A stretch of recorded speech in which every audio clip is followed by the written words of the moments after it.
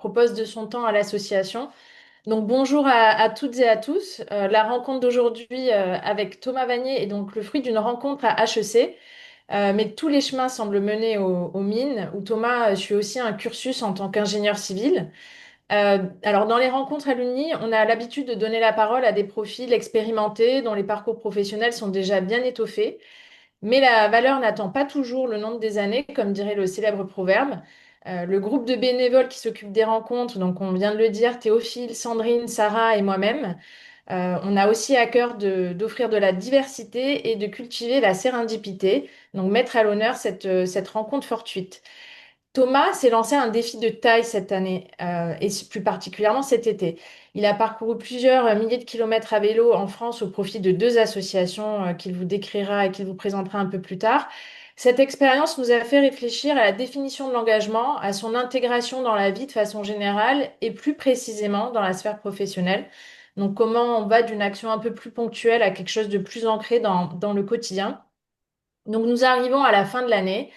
Cette rencontre est la dernière de 2025. On vous remercie chaleureusement pour votre présence régulière à ce rendez-vous mensuel.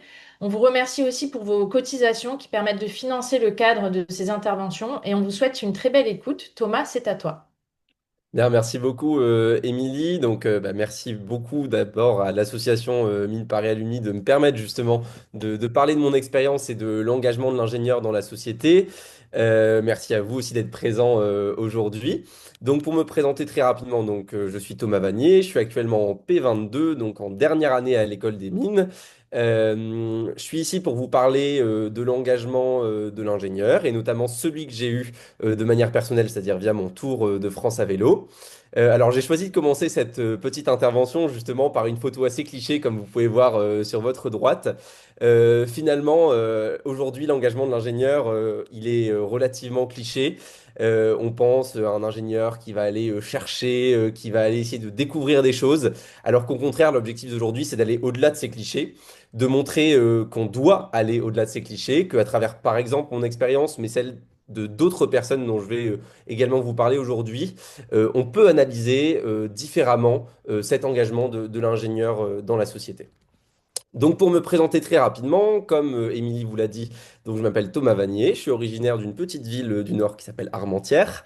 Je suis particulièrement passionné de sport. Vous vous doutez bien, pour faire un Tour de France à vélo, il faut avoir une certaine appétence pour la discipline. J'ai été étudiant au lycée Sainte-Geneviève, donc à Versailles, en classe préparatoire économique et commerciale. Donc j'ai commencé mon parcours à HEC. Et ça a été l'occasion de faire un double diplôme avec l'école des mines, où je suis actuellement en option ingénierie des systèmes énergétiques, l'ancienne machine et énergie. Peut-être que certains d'entre vous ont fait cette option. Et je suis particulièrement intéressé par le secteur énergétique et industriel. Et c'est dans ce domaine que j'aimerais poursuivre justement ma voie professionnelle. Donc vous pouvez voir sur la droite deux photos qui représentent bien ce que je suis aujourd'hui, à la fois le diplômé et en même temps le passionné de sport et l'homme plus engagé par ailleurs. Alors, je voulais vous parler justement aujourd'hui d'engagement de l'ingénieur dans la société parce que c'est une thématique dont on entend de plus en plus parler, tout simplement parce qu'il y a de plus en plus d'enjeux qui sont très prégnants dans notre société. Alors, je vais rien vous apprendre si je vous dis que le changement climatique, les problèmes de pollution, tous les enjeux liés à l'intelligence artificielle sont des thématiques qui sont avant tout reliées aux ingénieurs, à la fois parce que les ingénieurs, nous, on a pu en être la cause parfois, mais on en est en même temps, on a en même temps les réponses qu'on peut apporter à tous ces défis. Et donc, ces défis très pressants, aujourd'hui, ils sont vraiment intégrés dans la définition même de l'ingénieur. Donc, pour ça, j'ai été tout simplement sur le site de notre belle école. Et voyez comment, aujourd'hui, le cycle ingénieur civil est, on va dire, vendu, entre guillemets, et présenté à la société. L'école des mines, elle dit, vous pouvez le voir à la fin, qu'elle veut former des ingénieurs pour répondre aux grands défis sociétaux et technologiques du 21e siècle. Donc, on ne parle même pas forcément avant tout de l'histoire de notre école ou toute la valorisation qu'on peut avoir autour de ce beau diplôme ou du réseau, par exemple, on parle avant tout d'un ingénieur engagés justement pour engager les grandes transformations de notre société. Donc je trouve ça vraiment intéressant et vous pouvez voir certainement, vous êtes intéressé de suivre l'évolution de l'école actuellement. Eh bien aujourd'hui, comme vous pouvez le voir en dessous, c'est issu de l'intranet de l'école des mines. Il y a maintenant des crédits qui peuvent être alloués à ce qu'on appelle l'engagement étudiant. Ça veut dire l'engagement associatif, donc au sein des associations, notamment le BDE par exemple, mais aussi au sein d'associations dans l'école des mines qui vont avoir un lien avec l'extérieur, par exemple le soutien scolaire, des choses comme ça. Donc ça montre qu'aujourd'hui, même dans la formation d'ingénieur, on va parler de l'engagement et l'engagement est considéré comme vraiment une partie prenante de notre formation. Et je trouve ça vraiment intéressant de partir de ce point de vue-là. L'objectif d'aujourd'hui, en fait, ça va être donc de comprendre justement ce que ça veut dire qu'être un ingénieur engagé et comment on peut le mettre en valeur dans sa vie de tous les jours, à la fois professionnellement et extra-professionnellement. Donc tout d'abord, on va dire l'objectif, ça sera de poser le sujet autour de la thématique vraiment qu'est-ce que c'est que l'engagement de l'ingénieur, qu'est-ce que ça signifie un ingénieur engagé. Ça a forcément une différente saveur par rapport à toute autre personne qui serait engagée. Ensuite, je vais vous parler de mon expérience, donc de ce tour à vélo qui m'amène à présenter justement ce sujet devant vous. Et ensuite, je vous proposerai quelques pistes justement pour que chacun, à notre niveau, en fonction de notre expérience, on puisse justement réfléchir à la manière dont on pourra mener notre engagement. Donc tout d'abord, je voulais voir avec vous la définition même finalement de ce que c'est que l'engagement de l'ingénieur. Quand on va sur Internet, je pense que l'engagement, c'est une thématique qui est assez difficile à définir. Je pense que si je vous demandais aujourd'hui à chacun d'entre vous dans la conférence votre définition de l'engagement, chacun aurait une définition différente et c'est un mot un peu fourre-tout, entre guillemets, on l'utilise beaucoup sans vraiment savoir ce que ça signifie. Et voilà ce qu'on peut trouver donc sur le CNRTL. L'engagement, donc, c'est la participation active par une option conforme à nos convictions à finalement la vie de la société. Il y a deux choses qui sont importantes là-dedans. Il va y avoir tout d'abord la raison de l'engagement. Donc ici, on a une liste finalement des raisons pour lesquelles on peut s'engager. Mais surtout, j'attire l'attention, et on y reviendra souvent dans cette intervention, sur la notion d'option conforme à ses convictions. En fait, l'engagement, c'est avant tout ce qu'on en fait, c'est avant tout la forme qu'on va lui donner. C'est assez important justement d'avoir ça en tête. Sur le point de vue justement de l'engagement, je voulais vous fournir pour poser les bases, on va dire un cadre pour discuter de cette thématique. Tout d'abord, il y a une certaine influence de l'identité professionnelle et donc là on rentre vraiment dans le sujet. Il y a beaucoup de papiers, de recherches qui sont parus récemment sur ce que c'est que l'engagement et notamment un papier de Stryker et Burke qui développe la notion d'identité professionnelle. Donc ça veut dire que chacun ici d'entre vous dans cette conférence, vous êtes peut-être père ou mère de famille, vous êtes ingénieur, vous êtes collègue, vous êtes ami, et dans toutes les actions que vous allez mener dans votre vie, il va y avoir une empreinte importante de toutes ces casquettes que vous pouvez avoir. Et donc lorsque vous allez vous engager, eh bien, vous allez forcément chausser, on va dire, une de ces casquettes et agir en tant que. Et notamment, puisque vous êtes des ingénieurs, puisque nous sommes des ingénieurs, nécessairement, lorsqu'on va s'engager, on va s'engager en tant qu'ingénieur et il faut absolument en avoir conscience. Pourquoi? J'en viens à mon deuxième point. Parce que l'ingénieur a une éthique précise. Nous avons bien évidemment un socle technique qui nous est propre. Nous avons une capacité et une façon d'amener les problèmes et d'essayer de les résoudre qui est assez propre à notre formation. Et j'oserais même la comparaison, finalement, un ingénieur, lorsqu'il va s'engager, il va essayer de traiter un problème qui peut exister dans la société avec certaines méthodes et il va peut-être l'aborder comme un problème de mathématiques, par exemple, là où dans les deux cas, on va essayer de résoudre un problème par certaines méthodes. Et moi, en tant qu'ingénieur des mines, je ne vais pas résoudre un problème de la même manière que je vais le résoudre lorsque je chausse ma casquette d'étudiant ou de diplômé de HEC. Il y a également la notion d'engagement civique qui va être importante à comprendre, c'est-à-dire tout simplement qu'il existe différents types d'engagement. L'engagement bien sûr social, politique, l'engagement environnemental par exemple. Et pour compléter ce panorama, il va être important à chaque fois d'avoir en tête que lorsqu'on cherche à s'engager, il faut se poser la question de ce qu'on veut transformer. Par exemple, dans un engagement donné, comme l'engagement environnemental, on va pouvoir chercher à transformer sa propre entreprise, on va pouvoir chercher à transformer son quartier, sa commune, on va pouvoir chercher à transformer la société de manière plus globale. Et toute cette échelle va être absolument importante pour mieux définir et cerner son engagement. Et finalement, en croisant ces différents axes, on va faire apparaître des grandes formes d'engagement qui dépendent de deux axes très simples. D'abord, est-ce que je vais agir avec mes compétences d'ingénieur ou au contraire sans spécialement mobiliser ces compétences et ce diplôme? Et ensuite, est-ce que je vais agir dans le cadre professionnel ou extra-professionnel? Et on arrive donc à ces quatre types d'engagement qui définissent chacun une façon de s'engager.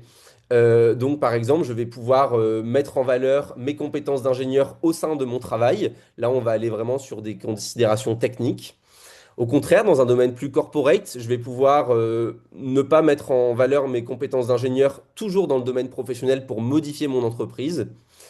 Au contraire, je peux ne pas du tout prendre en compte le domaine professionnel et me concentrer sur ma vie personnelle, auquel cas j'aurai un engagement beaucoup plus centré sur l'humain ou sur le changement de la société via la citoyenneté.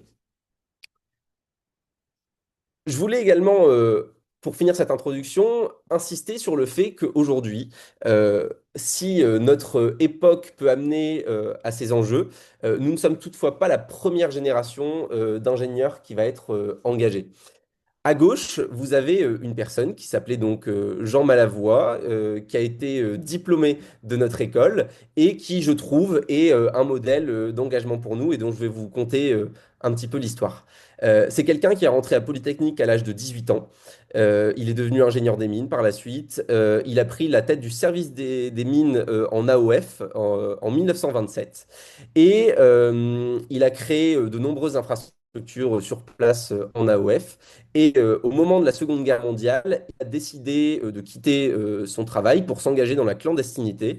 Il a rejoint un réseau de résistance. Il a été par la suite malheureusement arrêté, déporté et il est mort en déportation. Et cet exemple de Jean Malavoie, il est assez frappant parce que ça montre la capacité d'un ingénieur à, pour le coup, quitter sa casquette d'ingénieur pour rejoindre la clandestinité et pour justement s'engager en dehors du cadre professionnel. Et ça nous montre que être ingénieur, c'est pas uniquement savoir produire ou concevoir des choses, mais aussi parfois savoir s'engager pour le bien commun. À l'inverse, à droite, vous avez Jules Mény, qui a eu également un engagement dans la résistance, qui lui aussi a été étudiant à l'école des mines, il en a même été le major. Lui était salarié de ce qu'on appelait la Compagnie française des pétroles, donc l'ancien Total, et au contraire, lui s'est engagé dans le cadre de son métier. Ça veut dire qu'il a été résistant dans le cadre de cette Compagnie française des pétroles. Il a tout fait, tout mobilisé, ses réseaux internes pour limiter l'acheminement du pétrole à l'époque vers l'Allemagne, pour créer des difficultés d'approvisionnement. Et lui, au contraire, a décidé de choisir la voie professionnelle, s'engager au sein de son métier et mobiliser tout ce qu'il pouvait au sein de son métier pour valoriser cet engagement. Et donc finalement, c'est ce qui me fait dire que, il existe plusieurs types d'ingénieurs engagés à chaque époque, justement, à chaque cause va correspondre des différentes formes d'engagement. Maintenant, donc, je vais vous parler un peu plus de manière personnelle de mon engagement et essayer un peu de vous le décrire et par la suite de vous l'analyser. J'ai toujours eu en moi une envie de m'engager au service des plus faibles, quels qu'ils soient. J'ai été membre de beaucoup d'associations, la Croix-Rouge, les Restos du Cœur notamment. Donc j'ai toujours eu cette fibre sociale que j'ai eu à cœur finalement de valoriser. Et j'avais en parallèle, l'année passée, à la fin de mes études à HEC, une envie de partir à l'aventure, une envie de découvrir d'autres choses que ce qu'on me proposait dans le cadre de mes études. Euh, et donc, je cherchais finalement à mettre en place une expérience dans le domaine associatif qui permette de mêler sport, solidarité et humanité. Et j'ai choisi finalement, à partir de début 2025, de vraiment me lancer. C'est quelque chose qui n'est pas facile de se lancer. Donc, comme je l'ai dit, c'est un projet que j'avais depuis plusieurs mois, voire plusieurs années. Et je me suis dit qu'il était véritablement temps de me lancer parce que c'était le dernier moment où j'avais pas suffisamment de contraintes professionnelles pour pouvoir libérer du temps pour cela. Donc, à partir de 2025, tout s'est rapidement enchaîné. En janvier, j'ai décidé de prendre mon courage à deux mains et de prendre contact avec des associations. Donc, justement, j'ai pris contact avec deux associations que vous pouvez voir en bas qui sont Lorette Fugain et le Bleuet de France. Donc, pour ceux qui ne connaissent pas ces deux associations, donc Lorette Fugain, c'est une association qui a été créée il y a plus de 30 ans qui aide les malades atteints de leucémie, qui finance également la recherche autour des leucémies et qui a pour objectif de soutenir psychologiquement les familles. Le Bleuet de France, c'est une association qui aide les soldats blessés et leurs familles, le cas échéant, et qui valorise également beaucoup la mémoire justement de ces soldats blessés lors de la Première, Seconde Guerre mondiale et toutes les guerres qui s'en sont suivies. Ces deux associations qui me tenaient particulièrement à cœur par mon histoire personnelle, et donc j'avais vraiment à cœur de les aider et de mettre en place une expérience qui sorte du commun pour les valoriser. Donc, à partir de ce moment-là, où le contact a été pris avec les associations, j'ai réalisé, ce qui est très dur, je vous l'assure, une première version de mon parcours que je vous présenterai par la suite. Une première version de mon parcours, donc j'ai commencé à démarcher des associations locales, des mairies, des personnes pour dormir chez l'habitant. Ce parcours s'est construit au fur et à mesure de l'année 2025. Il a été longtemps ajusté pour une version finale qui a eu lieu fin mars. Et enfin, entre avril et mai, j'en ai profité pour justement boucler toute cette organisation, commencer ma préparation sportive, ce qui était pas forcément toujours facile. Et donc, fin mai, j'étais prêt justement pour prendre le grand départ. Et c'est un grand départ qui a lieu le 31 mai depuis la ville de Nice, comme vous pouvez le voir sur votre droite. Donc, vous avez la carte de mon parcours. C'est un parcours donc qui m'a pris environ 2 mois et demi à réaliser, qui a eu lieu sur plus de 4000 km, donc environ 75 km par étape, avec d'abord une traversée des Alpes, donc qui a été assez sportive avec des sommets à plus de 2000 km, dont le sommet le plus haut d'Europe, ce qui n'est pas toujours facile quand on a plus de 30 kilos à tracter derrière soi dans sa besace. En dormant donc systématiquement chez l'habitant pour vraiment profiter de cette expérience au maximum et en organisant le maximum d'événements possibles autour des associations, donc que ça soit des fêtes de village, des réunions, des stands sur les marchés. Donc une journée type finalement dans mon tour de France, ça consistait à me lever, à partager un petit déjeuner chez l'habitant, à rejoindre des personnes qui m'accompagnaient lors de l'étape du jour, des clubs de vélo ou tout simplement des amateurs de vélo qui avaient entendu parler de mon initiative. Ensuite, de réaliser cette étape à vélo, d'arriver le soir, de profiter le soir même et de devoir repartir le lendemain. Donc c'était quelque chose d'assez prenant et intense pendant 2 mois et demi. Comme vous pouvez le voir ici sur cette slide, il y a eu en fait de nombreuses actions qui ont été réalisées. Donc tout d'abord, il y avait des actions qui étaient centrées autour de la collecte de dons, tout simplement. Donc j'ai tenu des stands à travers les marchés, j'en ai tenu une dizaine à peu près, donc pendant 4 heures le samedi matin, faire le marché en lien avec la mairie pour essayer de parler des associations et de montrer quel était mon engagement et quel était mon combat. Il y a eu également beaucoup d'actions réalisées avec des associations locales. Donc, vous pouvez voir notamment sur la gauche de la slide, il y a eu des tournois sportifs. En haut à gauche, vous avez l'exemple d'un tournoi de rugby à 7 organisé entre les clubs de Lure, Vesoul et Belfort, donc dans la région Grand Est, aux alentours de la Haute-Saône. En bas à droite, vous avez un comité des fêtes qui a organisé une petite fête dans un tout petit village de 300 habitants où je suis passé justement pour récolter des dons avec buvette et des actions qui étaient menées ce jour-là. Et également de nombreuses actions auxquelles je me suis greffé, comme par exemple les Tractofolies de la Mèche dans les Alpes, une course de caisse à savon qui m'a gentiment proposé justement de centrer finalement leur journée qui a lieu tous les ans autour de mon action pour récolter des dons. Donc c'est vraiment à chaque fois, vous voyez, des choses très éclectiques qui prennent des formes très différentes, mais l'objectif était toujours le même, c'était de parler de mon engagement, de parler des associations. C'était vraiment la seule chose que j'avais en tête et quoi qu'on me proposait, je l'acceptais parce que je considérais que c'était une chance justement pour les associations. À l'inverse, il y avait un deuxième type d'action, comme vous pouvez voir, sur votre droite notamment. Donc des actions plutôt autour de la transmission.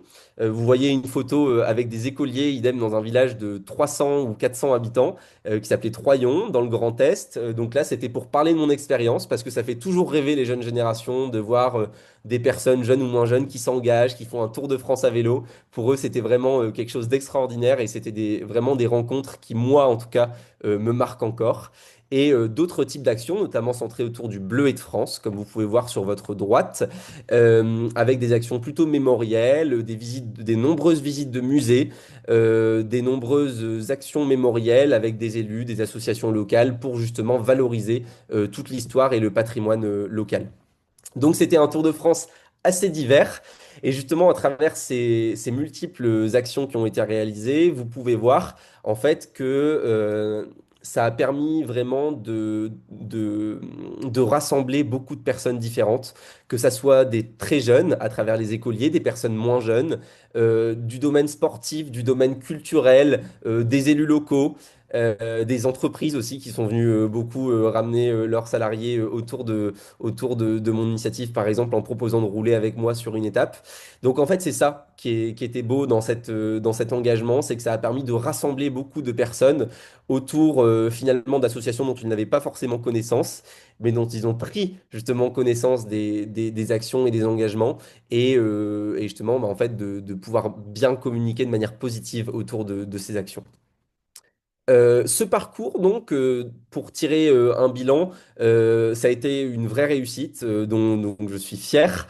Ça a permis de récolter tout d'abord plus de 11 000 euros pour les deux associations, donc qui vont financer leurs actions, à savoir des équipements dans les hôpitaux pour Laurette Fugain, pour améliorer la prise en charge des patients. Et du côté du Bleuet de France, ça a permis d'acheter un fauteuil de para-rugby pour un de leurs blessés, donc qui pourra continuer à jouer au rugby et ça fera partie de sa reconstruction physique. C'est un parcours qui a beaucoup plu à deux catégories de personnes notamment. Tout d'abord les élus, parce que j'ai rencontré beaucoup d'élus locaux qui étaient extrêmement engagés sur ces deux thématiques, que ce soit la mémoire, la valorisation des anciens combattants ou les thématiques d'accompagnement des malades. Ça m'a permis justement de prendre contact avec beaucoup d'élus, de recevoir d'ailleurs deux distinctions qui étaient la médaille de la ville de Barcelonnette, donc sous-préfecture des Hautes-Alpes, si je dis pas de bêtises, ou des Alpes de Haute-Provence, et le trophée de la ville de Lure. C'est aussi une initiative qui a été pas mal relayée dans les médias. Donc, vous pouvez voir sur votre droite une liste non exhaustive des médias qui en ont parlé. Et ce qui me plaît à travers ça, c'est que ça permet vraiment de toucher tout type de personnes. Parce que si on ajoute à ça la communication qui a été faite sur les réseaux sociaux, finalement, toutes les catégories de population, que ce soit en termes d'âge, de classe sociale, de nature d'engagement, ont potentiellement pu être touchés par mon engagement et ont pu en prendre connaissance. Et donc ont pu prendre connaissance de l'action des associations que je représentais. Et c'est ça vraiment qui me tenait à cœur. Et c'est ça que justement mon parcours a en partie permis. Et je voulais venir avec vous justement sur une forme d'analyse de mon engagement. Comme vous pouvez le voir, j'ai listé finalement trois grands acteurs qui étaient investis dans cette expérience. Tout d'abord, il y avait moi, donc le meneur du projet. Il y avait de l'autre côté des organisations. Par organisation, je vais bien évidemment entendre les associations que j'ai représentées, donc le Bleuet de France et l'Aurès Fugain, mais également mes partenaires, parce que j'avais des partenaires, donc des entreprises qui m'ont sponsoré pour me permettre de mener ce tour à bien, notamment CKS Consulting, chez qui j'étais à l'époque salarié. Et par organisation, j'entends également toutes les organisations qui m'ont accompagné dans mon tour, donc les collectivités locales qui m'ont accueilli, les associations locales qui ont réalisé des événements pour moi. Et enfin, dans un autre sens, la société au sens plus global. Et donc l'objectif, c'est d'étudier un peu ces interactions qui ont pu avoir lieu entre ces différents acteurs. Tout d'abord, de mon point de vue, moi, ce que j'ai pu y gagner dans cet engagement, euh, forcément, j'ai eu une forme de reconnaissance sociale, j'ai envie de dire d'épanouissement vis-à-vis de la société. Je me suis senti heureux de véhiculer les valeurs que j'ai pu véhiculer, de porter les messages que j'ai pu porter auprès de tous ceux que j'ai pu rencontrer. Donc forcément, ce que j'y gagne, moi personnellement, c'est une véritable reconnaissance et un épanouissement personnel qui est vraiment important et auquel je tenais beaucoup. C'était l'objectif principal de ce tour. Et là-dessus, je me suis pas trompé, je l'ai bien obtenu. Et à l'inverse, j'ai aussi pu recevoir vis-à-vis des organisations qui m'ont aidé de l'aide, que ça soit financière par mes sponsors, mais également organisationnelle, parce que vous doutez bien que ce tour n'aurait pas pu être ce qu'il a été sans l'aide des collectivités et des associations qui ont proposé à la fois de réaliser des événements, de la communication, de m'accompagner sur mon parcours. Ça a été des aides qui ont été très précieuses.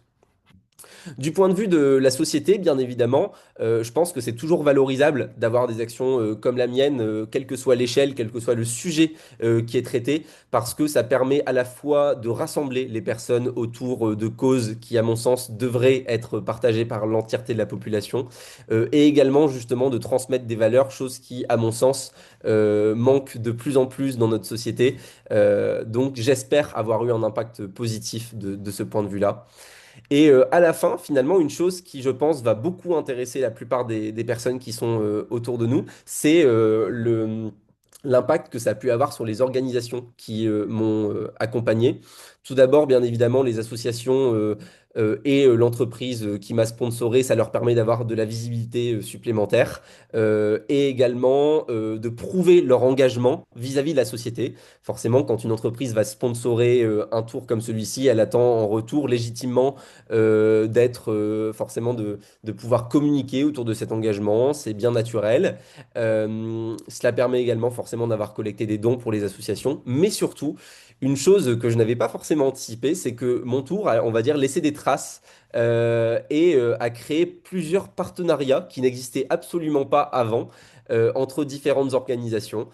Par exemple, entre les associations que j'ai aidées et les collectivités locales. Donc typiquement, le Bleuet de France s'est appuyé sur mon initiative pour garder contact avec l'ensemble des collectivités, des départements, des mairies, des offices de tourisme qui m'avaient accompagné pour justement tenter de capitaliser là-dessus et de créer des réseaux mémoriels plus importants, ce qui n'existait pas nécessairement auparavant. Donc je trouve que c'est vraiment extraordinaire qu'une initiative comme la mienne puisse finalement avoir impulsé à mon humble échelle un mouvement plus global à ce niveau-là. Donc c'est quelque chose dont je suis très fier.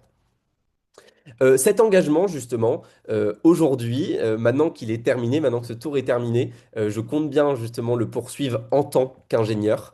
Tout d'abord, je pense que le premier endroit qui me vient à l'esprit lorsque je pense à mon engagement en tant qu'ingénieur, c'est l'école des mines. Et justement, c'est une école dans laquelle j'ai envie de m'investir. Aujourd'hui, un projet est en cours justement pour essayer de nommer une salle du nom des Compagnons de la Libération qui ont donc étudié à l'école des mines.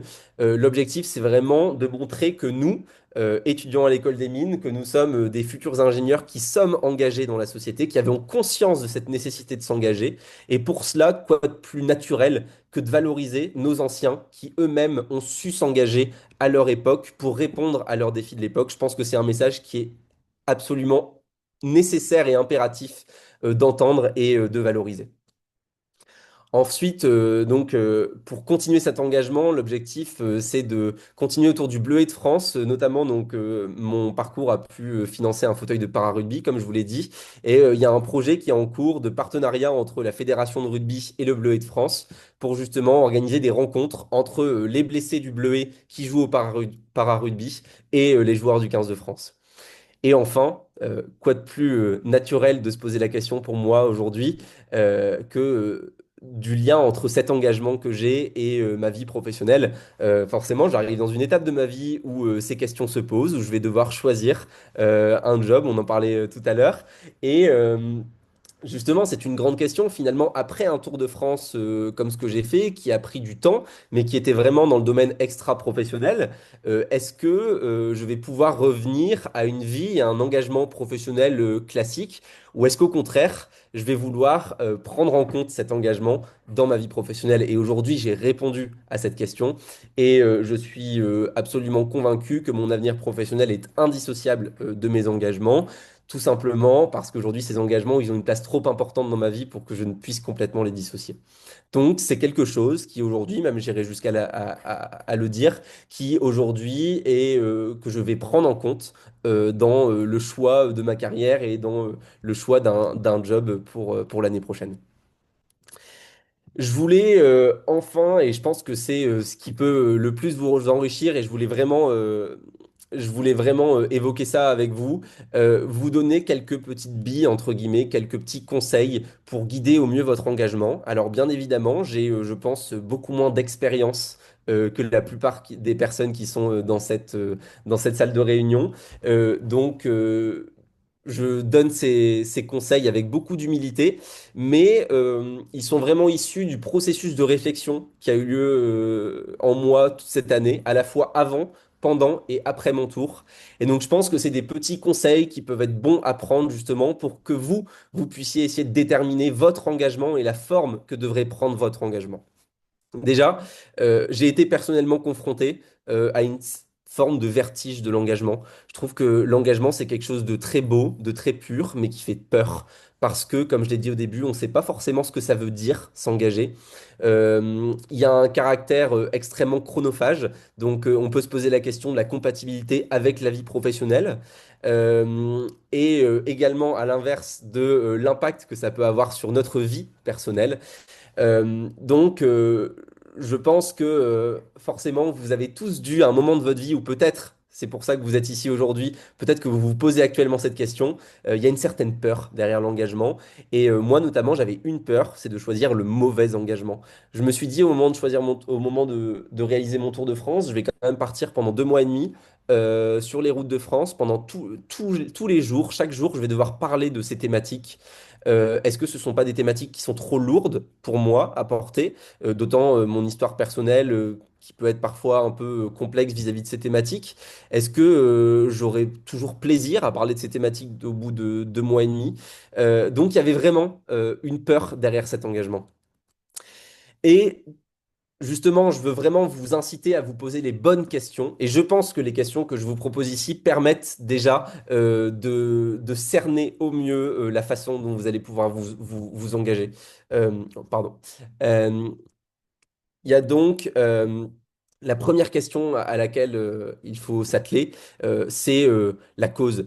C'est ce que je vous ai dit tout à l'heure. J'avais peur de m'engager pour une cause parce que je pensais peut-être ne pas être véritablement à la hauteur. J'avais peur peut-être de ne pas m'engager pour la bonne cause. Je me disais aussi qu'il y avait plein d'autres causes qui me paraissaient pertinentes et finalement pourquoi choisir telle cause plutôt que telle autre. Ça pouvait créer véritablement un vertige, mais au contraire, je pense que c'est nécessaire de sauter le pas et de choisir une cause que l'on considère comme une constante dans sa vie. C'est-à-dire, s'il y a une cause qui vous tient à cœur depuis longtemps et qui vous tient encore à cœur aujourd'hui, ça ne peut être qu'une bonne cause pour laquelle s'engager. Euh, une deuxième question, une fois que vous avez choisi cette thématique justement qui vous tient à cœur, ça va être de se poser la question des bénéficiaires. Euh, les bénéficiaires, très clairement, ça veut dire est-ce que je vais m'engager pour une association, par exemple, ou au contraire, est-ce que je vais m'engager directement pour certains bénéficiaires particuliers. Derrière l'engagement pour une association, il y a parfois un cadre légal, il y a parfois une communication qui peut être derrière l'association, qui peut être assez huilée, et donc parfois on peut avoir l'impression d'être un peu prisonnier de cet engagement et de ne pas vouloir toujours le mener comme on le voudrait. Donc je pense que c'est vraiment important pour vous de de vous poser aussi cette question. Et j'en arrive à la troisième question importante, qui est certainement primordiale là-dedans, c'est dans quel cadre m'engager? Est-ce que je souhaite m'engager dans le cadre professionnel ou extra-professionnel? Ici, il n'y a absolument aucune bonne réponse. Ça dépend bien évidemment de vos appétences, de votre personnalité, de votre vie personnelle et professionnelle également. Mais c'est absolument nécessaire d'en venir à cette question et d'étudier toutes les possibilités, de savoir si je peux, s'il y a matière à m'engager dans cette cause dans mon domaine professionnel ou au contraire, est-ce qu'il faut que je m'engage plutôt dans un projet véritablement scindé de ma vie professionnelle. Sur justement le format, Ensuite, moi, j'ai décidé de donner un format assez sportif et d'aventure à mon engagement. Je pense que c'est quelque chose qu'il faut que chacun se demande finalement, qu'est-ce que vous cherchez à travers votre engagement? Moi, je vous ai dit, l'objectif, c'était vraiment de transmettre au plus grand nombre et à la plus grande diversité de personnes mes engagements, d'où le format d'un tour de France en traversant la plupart des régions pour justement aller à la rencontre de la diversité de notre pays. Mais chacun doit se poser cette question pour au final être le plus épanoui dans son projet. Une dernière question, justement, est-ce que vous devez mettre vos capacités au service de cette cause? Donc, est-ce que vous voulez agir en tant qu'ingénieur ou au contraire dans un domaine assez généraliste? Je pense que c'est vraiment une question absolument primordiale à se poser. Moi, j'ai répondu à cette question. Je veux m'engager en tant qu'ingénieur. Dans mon projet, j'ai mis en place beaucoup de capacités, de choses que j'ai apprises à l'école des mines pour justement organiser la logistique, le parcours. Comme je vous l'ai dit, par la suite, je veux continuer à m'engager en tant qu'ingénieur. Et je pense donc, une fois que vous aurez répondu à toutes ces questions, vous ne pourrez être amené à réaliser qu'un projet qui vous apportera satisfaction parce que vous saurez ce que vous cherchez à travers votre engagement et donc vous ne pourrez pas être déçu. Pour terminer, donc, je veux vraiment insister sur deux points dont je pense la plupart des ingénieurs n'ont pas nécessairement conscience. Et là, je vais rechausser, entre guillemets, ma casquette de HEC, à moitié HEC, à moitié école des mines. Euh, Contrairement à la plupart, justement, des personnes, un ingénieur, il peut créer des choses exceptionnelles autour de lui. Parce que, en tant qu'ingénieur, on peut créer des synergies incroyables à notre échelle entre différentes organisations, chose que un commercial ou un manager, par exemple, comme se conforme à HEC, ne pourrait pas forcément réaliser. Pourquoi? Tout simplement parce que l'ingénieur est puissant et l'ingénieur a une capacité d'engagement extrême. Euh, Dans mon tour, j'ai remarqué une chose, c'est que quand je me présentais en tant qu'HEC, finalement, on n'était pas si étonné de ça que je m'engage, parce qu'un HEC engagé, on va dire, c'est assez logique, ça fait partie de la fibre, d'une certaine extraversion du profil, donc on n'est pas étonné. Alors qu'à l'inverse, quand on voit un diplôme, enfin, un étudiant à l'école des mines qui s'engage, ça paraît tout de suite beaucoup plus exceptionnel, on est beaucoup plus curieux de comprendre son engagement. Et donc, maintenant, lorsqu'il s'agit de mon engagement, je me présente systématiquement comme quelqu'un de l'école des mines parce que j'ai remarqué justement qu'on avait une véritable valeur ajoutée et qu'on avait des profils qui étaient entre guillemets rares et des compétences qui étaient rares dans l'engagement et qui sont demandées. Et donc, en tant qu'ingénieur, on a vraiment une puissance extrême pour changer les choses. Et c'est vraiment le message principal que je veux vous faire passer aujourd'hui. Il faut vraiment en prendre conscience parce que je pense que même si aujourd'hui, comme j'ai dit au début, l'école valorise de plus en plus ce genre de choses, on ne peut vraiment jamais suffisamment en avoir conscience. Donc voilà, c'est quelque chose notamment dont j'aurais vraiment plaisir à vous parler par la suite. Si vous avez des questions sur votre engagement ou justement sur si vous avez des doutes sur vos engagements, sur vos capacités à vous engager ou sur les capacités que vous pourriez mettre en jeu pour vous engager, bah, ça sera vraiment avec grand plaisir que je vous en parlerai. Merci beaucoup Thomas d'avoir partagé cette expérience personnelle et les ficelles de l'organisation de ce que tu as pu faire cet été. Il y avait une question de Georges qui était sur les entreprises sponsors. Donc j'avais noté CKS, là où C'est tu as ça. réalisé ton stage ou ton mission, pardon, C'est CKS ça. Consulting. Et est-ce que tu as eu d'autres sponsors Alors, non, je n'ai pas eu d'autres sponsors. Ça a été un tour assez sobre, entre guillemets, en termes de de financement. moyens? Ouais. Donc, j'avais un sponsor, c'était largement suffisant et ça m'a permis surtout de me concentrer sur une chose, donc, dont je n'ai pas parlé, mais c'est très bien, ça va me permettre d'en discuter avec vous. Donc, comme vous le savez, j'ai été stagiaire chez CKS Consulting et j'ai poursuivi ensuite en freelance, en indépendant pendant plusieurs mois. Donc, je connaissais très bien l'entreprise et très bien les salariés. C'est une entreprise d'environ 60, enfin, un cabinet d'environ 60 consultants. Et ça a créé un véritable engouement justement dans l'entreprise, le fait que CKS soit investi dans ce projet. Ça a prouvé, ça a permis à l'entreprise de prouver à ses collaborateurs que l'entreprise s'engageait et que l'entreprise était capable de suivre ses collaborateurs dans leur engagement. Donc moi, c'était quand même un engagement extra-professionnel. C'était pas dans le cadre de mes missions chez CKS. En revanche, CKS a quand même été partie prenante du sujet, et donc ça a permis vraiment d'embarquer les collaborateurs dans cette histoire. Donc je pense que c'est un pari gagnant pour les deux.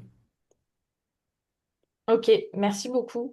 Est-ce qu'il y a des questions de la part des participants? Alors, de Charles et Pertuis, qu'est-ce qui t'a le plus surpris dans ce projet? Qu'est-ce qui a été le plus difficile et comment le surmonter? Là, c'était la première question. Ouais, alors ce qui a été le plus difficile, je pense que c'est quand même c'est l'aspect sportif. C'est assez évident à dire, mais j'avais jamais, pour la petite anecdote, je n'avais jamais grimpé un col à vélo. Donc quand au bout du troisième jour, on doit grimper le col le plus haut d'Europe avec 30 kilos derrière son dos, c'est quand même assez technique. Donc ça, c'est Et évident. physique? Ouais. Qu'est-ce qui m'a le plus surpris? Je pense que c'est vraiment la bienveillance des gens autour de ce projet et le fait que je ne le pensais pas, mais il y a encore des causes et des projets qui unissent les gens. Je pense qu'on est dans une société aujourd'hui qui est extrêmement morcelée, où le combat entre guillemets est permanent, et au contraire, je n'ai jamais eu, et pourtant j'ai vraiment rencontré beaucoup de personnes sur les marchés, etc. Je n'ai jamais eu de mauvaise réflexion, au contraire, je n'ai eu que des personnes qui étaient agréablement surprises. Donc ça m'a vraiment étonné parce que j'aurais pensé justement avoir des plus mauvaises expériences qui ne s'est jamais présentées. Ok. Donc finalement, la difficulté était plus d'ordre personnel et tu as été confronté à un petit peu tes limites physiques en quelque sorte C'est ça, et surtout, la nécessité surtout d'entraînement. quand on a une canicule de 40 degrés avec un Oui, c'est planning vrai qu'il y avait ce serré, paramètre forcément. en plus. Mm. Voilà. Mais au contraire, justement, j'ai toujours tenu parce que j'ai jamais douté de mon engagement. Parce que justement, je m'étais posé ces questions avant, j'étais sûr de mon engagement. Et quand on est sûr de son engagement, on peut plus reculer et ça donne une force qui est véritablement, on va dire pas surhumaine, mais qui est au-delà du physique. Décuplé, ouais. C'est ça, exactement. Et typiquement, pour vous dire, ce que je pense que c'est assez frappant, j'ai fait une grosse insolation justement, donc pendant la canicule, où j'étais aux alentours de Verdun. Et Verdun, tous les jours, je passais, en fait, autour de Verdun, je passais dans des bois où on voyait encore les tranchées. J'ai visité Verdun, le mémorial de Verdun, des cimetières à perte de vue. Quand on voit ça et quand on s'engage notamment pour cette cause, parce qu'il y avait le Bleuet de France derrière Mm. ça, on- ça nous dépasse et on peut pas reculer. Ça paraîtrait ridicule en fait de s'arrêter ou de se plaindre entre guillemets face à cette réalité qu'on voit. Ok, merci beaucoup. Alors la question de Charles, quelle est ta perception du niveau d'engagement dans la société en ce moment et dans ta génération en particulier? C'est vrai, quelles ont été les réactions et toi, comment tu perçois ça? Alors, je pense que c'est assez dissocié. Je pense qu'il y a une vraie volonté d'engagement, justement, pour parler. Alors, ma génération, je sais pas, mais en tout cas, typiquement, on peut parler des étudiants de l'école des mines. Il y a une vraie volonté d'engagement parce qu'aujourd'hui, on nous parle énormément d'engagement, que ça soit pour des raisons écologiques, sociales, politiques, ce que vous voulez. Il y a une vraie soif d'engagement. Ça, j'en suis persuadé. Mais l'engagement, il est souvent justement compliqué à prendre. Il faut sauter le pas, et ça, très peu de personnes le font. Justement, c'est pour ça qu'au début 2025, je me suis dit, je vais sauter le pas. Si je prends pas cette décision aujourd'hui, je la prendrai jamais et je resterai toujours avec ce non-dit, entre guillemets, cette volonté de m'engager, mais qui n'est pas vraiment suivi des faits. Donc, je pense qu'il y a vraiment cette dualité qui n'est pas aidée, je pense, par l'écosystème associatif parce que pour avoir justement déjà été bénévole dans certaines associations, souvent on peut être un peu déçu de l'engagement dans les associations parce que c'est beaucoup plus normé et beaucoup plus hiérarchisé, entre guillemets, qu'on pourrait le penser. Justement, parfois, on a envie de faire beaucoup et on nous propose assez peu. Et je pense que c'est une des causes qui peut expliquer ça. Ok, très bien. Et est-ce que tu as peut-être eu le témoignage de personnes de ta tranche d'âge, pardon, qui se seraient lancées dans une initiative un peu effectivement, où tu touches tes limites personnelles, mais dans des secteurs différents que le sport. Est-ce que ça, enfin, tu as parlé de l'engouement que ton projet avait pu entraîner chez CKS, mais est-ce que à titre individuel, tu as identifié des personnes, que ce soit à HEC ou aux mines, qui se sont dit, bah allez, go, on va prendre cette direction ou une direction différente qui est effectivement plus proche de ses propres valeurs et caractéristiques personnelles pour y aller. Est-ce que ça, tu as pu avoir des témoignages de personnes qui se sont lancées? Oui, alors complètement. Justement, alors c'est quand même sur le domaine sportif, mais il faut savoir que en même temps que moi, il y a, je crois, trois autres personnes ou quatre aux mines dans ma promotion, donc sur 150 quand même, qui ont réalisé respectivement un tour d'Europe à vélo et un tour d'Amérique du Sud à vélo, à chaque fois avec un engagement derrière. Donc je trouve ça quand même assez formidable de montrer justement qu'il y a quand même voilà, des étudiants de ma génération qui s'engagent vraiment et qui prennent du temps sur leur vie pour s'engager. Et oui, justement, en fait, c'est mon combat, justement, c'est d'essayer de faire prendre conscience aux personnes que, on peut toujours s'engager. Et c'était le discours que j'avais toujours et que j'ai toujours eu sur les marchés, envers les élus et envers mes camarades de promotion à HEC aux mines, c'est que tous les engagements sont bons. Et moi, c'était un Tour de France à vélo qui me prenait 2 mois et demi, mais toutes les formes d'engagement que vous jugerez utiles sont bonnes. Et ça peut être organiser une course le temps d'un jour, ça peut être un projet sur le long terme, euh, quelle qu'elle Je me soit. permets de te couper. Ça peut être aussi s'engager bénévolement au sein de Mine Paris Alumni. J'ai fait. Non, non, Exactement. parce que Théophile le note dans le chat, mais c'est vrai on est à la recherche de bénévoles. Donc, pardon, j'ai placé ma Mais petite minute non, non, publicitaire, mais voilà. mais tu as totalement raison. Et justement, en fait, c'est ça, c'est que l'important, c'est vraiment de ne pas se mettre de limites, parce qu'on se met trop de limites. Et si on oublie ça, franchement, on peut faire des grandes choses. Et justement, notamment en tant qu'ingénieur, on ne se rend pas compte à quel point on peut faire des choses extraordinaires, parce qu'on a la force de notre diplôme, de notre réseau. Aussi, on a certaines capacités que d'autres types de diplômes n'ont pas spécialement, et on a d'autres qu'on n'a pas, hein. Mais en tout cas, grâce à ça, on peut faire des choses extraordinaires. Non, mais merci beaucoup, c'est très clair et ça donne de la marge de manœuvre. Merci. Effectivement, peut-être que dépasser ses limites, c'est la première des actions à faire. Alors, on a pas mal de questions qui s'enchaînent. Christophe, qui te remercie et qui revient sur les exemples d'anciens engagés que tu as cités, qui sont effectivement assez, enfin, qui font état de situations assez extrêmes, puisque c'était pendant la Deuxième Guerre mondiale Oui, et que la réponse était la résistance. Donc, engagement qu'ils ont payé très cher, oui. puisque ça leur a coûté leur vie, en tout cas pour Jean, Jules, j'ai plus en tête, bah oui, 1945 Les deux, oui, forcément. les deux. Donc, après, le constat de Christophe, c'est de se dire qu'en entreprise, plus modestement, s'engager, c'est aussi résister au mainstream, qui a un coût, parfois d'être un peu à la marge, d'avoir une étiquette qui n'est pas forcément la sienne, mais qu'on nous a collée quand même. Donc, qu'est-ce que tu penses de ça, finalement? Est-ce qu'un engagement modeste, ça a son intérêt? Et est-ce que surtout, enfin, quel est l'intérêt personnel de s'opposer au mainstream et quelle forme ça doit prendre pour que ce soit le plus, comme tu dis, qui puisse apporter le plus de ressources intérieures aussi, possible? Alors, pour répondre à la première question, bien évidemment, tout engagement, même modeste, est bon à prendre. Ça, je pense justement, il n'y a pas de honte à avoir et il n'y a pas à comparer des engagements. Par exemple, moi, jamais je comparerais le fait que j'ai fait 2 mois et demi de vélo par rapport à d'autres pour dire, mais moi, j'ai eu un engagement plus fort que d'autres. Non, je pense que c'est pas du tout le sujet. Et l'important, c'est de montrer simplement qu'on est engagé. Je pense que c'est très important.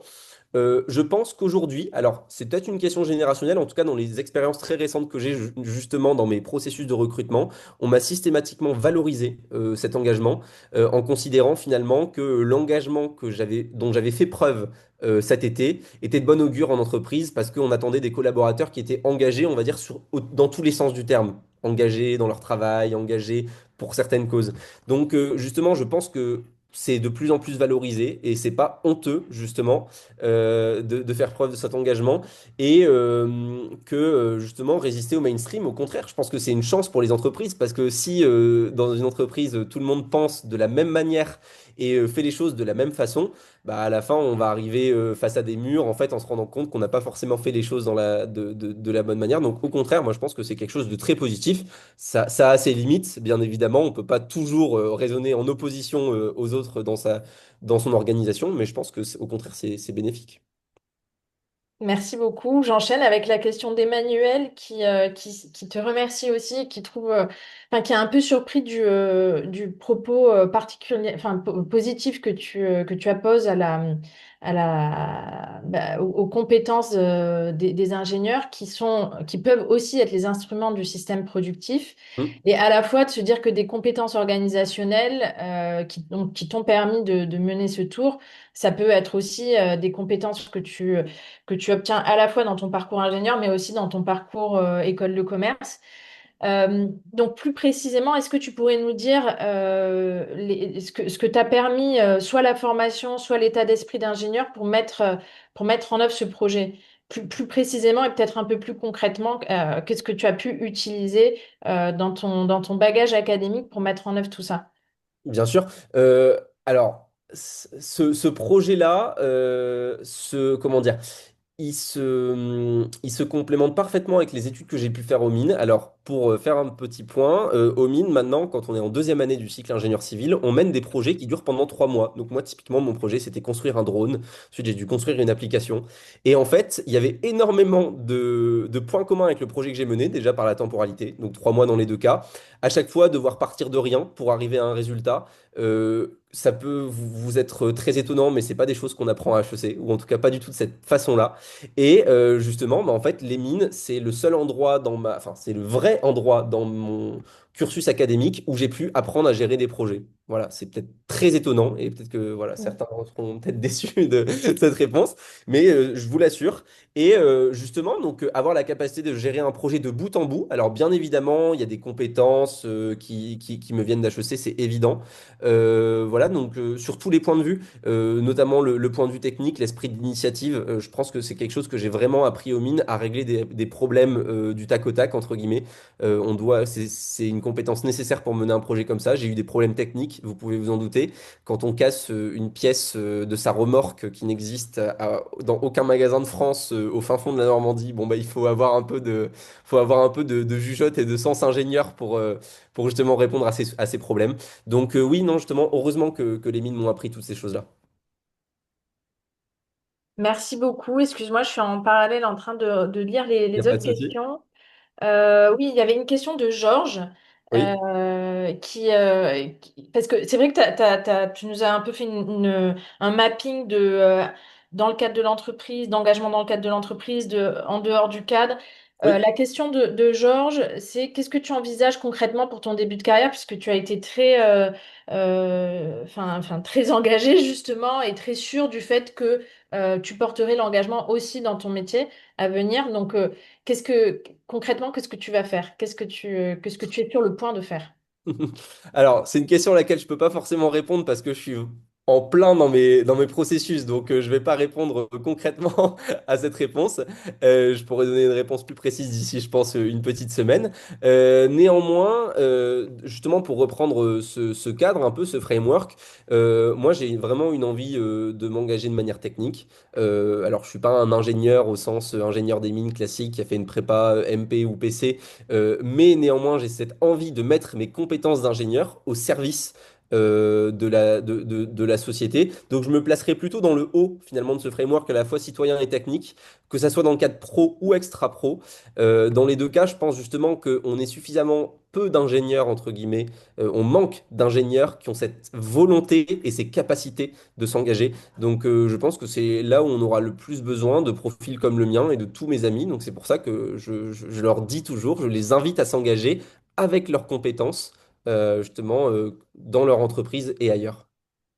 Ok, très bien, merci beaucoup. Et quand tu parles de société, c'est société au sens large, donc c'est plutôt sur le volet social, sur le volet environnemental, C'est ça. Après, Moi, donc, j'ai mes engagements. Vous avez pu voir les deux associations que j'ai soutenues. Par ailleurs, voilà, je suis un ingénieur, on va dire, du 21e siècle, donc forcément très sensible aux enjeux environnementaux, sociétaux. Mais je pense que l'ingénieur, quel que soit le sujet, va toujours apporter ses capacités et sa façon de réfléchir. Et c'est ça vraiment qui est différent. Donc, quel que soit le sujet, même si c'est des sujets qui, a priori, ne sont pas ingénieurs, au contraire, je pense qu'on a vraiment notre valeur à apporter. Ok, très bien. Merci. Et question de Serge maintenant, qui te remercie pour la présentation, pour ton énergie, ta capacité à passer à l'action et aussi ton désir de transmettre. Et tout ça amène à la question, c'est est-ce que ça te donne envie d'un engagement politique au sens noble du terme, évidemment. Non, non, parce que non, très sincèrement non, parce que justement, j'ai découvert, je le redis, mais cette puissance de l'engagement d'ingénieur, et je pense que je serai très heureux là-dedans. Alors donc, et que a priori, c'est la voie vers laquelle je me dirige. Donc, cet engagement vraiment d'ingénieur au sens noble du terme aussi, me convient très bien. Ok, très bien. On a eu quelques exemples d'ingénieurs qui s'étaient investis politiquement, mais du coup, Bien toi, sûr, c'est après vraiment le voilà. côté technique C'est que ça. tu... Voilà, ouais. c'est ça. Va potentiellement avec l'autre, mais pour l'instant, je resterai vraiment sur de l'ingénierie pure. Eh bien, merci beaucoup Thomas d'avoir répondu à à ces nombreuses questions et merci à tous les participants d'être restés connectés, d'avoir aussi fait part de votre curiosité. Nous avons un dernier message de Sandrine. Au regard de ton expérience, qu'est-ce qui, à ton avis, peut développer les liens entre les sphères économiques et associatives pour créer des synergies plus nombreuses? Justement, je pense que c'est une grande question. En effet, il y a cette thématique, elle est assez compliquée parce que j'ai vu ce à quoi ça pouvait se rapporter. Souvent, il y a aussi beaucoup de communication derrière ça. À l'inverse, le domaine associatif, il reste encore assez strict, je pense, enfin assez normé. Je pense qu'il y aurait beaucoup de choses à gagner en assouplissant, en assouplissant donc les associations, leur façon de communiquer, leur façon d'être. Ça permettrait vraiment aux entreprises de se sentir un peu plus libres et d'être un peu plus innovantes, justement dans leur format de soutien aux associations. Donc, je dirais ça. Excuse-moi, sur ce que tu disais sur le format de gouvernance ou d'organisation des associations, tu le vois à quel niveau ces points de blocage? Est-ce que Bah, tu c'est penses que c'est réglementaire? Est-ce que c'est organisationnel? Qu'est-ce que tu vois derrière ça? En fait, oui, voilà, chaque association va avoir sa façon de penser et sa façon de communiquer, etc. Notamment, par exemple, pour prendre l'exemple du Bleuet de France, c'est une association assez complexe. Elle dépend plus ou moins de l'État via l'ONAC, via l'Office national des anciens combattants. Donc, forcément, ils vont devoir reporter à l'ONAC, qui est un organisme public. Donc, il y a des règles de communication et de gestion qui s'appliquent. Et finalement, dans chaque association, il y a toujours des règles un peu comme ça qui vont s'implémenter. Donc je pense qu'il y a quand même une rigueur et parfois ça peut un peu faire fuir les entreprises. Donc c'est oui, plus de souplesse qui est attendu du monde de l'entreprise vis-à-vis des associations pour Exactement. mettre en œuvre les projets. D'accord, très clair, Exactement. merci. On a Eric qui nous remercie et qui te dit bravo. Voilà, Eric et Anne-Marie. Merci. Eh bien, on a est-ce que tu avais un dernier mot que tu souhaiterais partager ou... Eh bah oui, le dernier mot, c'est finalement, j'espère vous avoir convaincu dans le fait que nous, vous, pour l'instant, ingénieurs, vous avez justement finalement toutes les cartes en main pour réussir dans votre engagement et que une fois que vous aurez justement répondu et pris le temps de poser et de réfléchir votre engagement, ça ne pourra de manière personnelle que vous apporter du bon. C'est extrêmement formateur professionnellement aussi, faut pas l'oublier. Et c'est aussi, par exemple, une façon de construire différents réseaux aussi. Et justement, que vous avez un véritable pouvoir de changer les choses. Donc, prenez-le en compte et faites. Sinon, c'est d'autres qui feront à votre place et ils le feront peut-être pas de la façon dont vous l'aimez ou pour des choses que vous l'aimez. Donc, faites et investissez-vous. Ça ne vous apportera que du bon. Très bien, ben merci beaucoup Thomas pour ce dernier mot et pour cette heure passée avec les alumni des mines Paris. Merci à tous, très bonne fin et à toutes, très bonne fin d'année. à toutes les personnes connectées. L'agenda des prochaines rencontres va arriver très rapidement, enfin d'ici la fin de l'année. On a déjà une rencontre qui est programmée pour le mois de février autour des risques industriels à l'aune des attaques cyber, donc un sujet un peu hybride qui j'espère vous intéressera. On dit encore un grand merci à Thomas et une très bonne continuation pour ces derniers jours.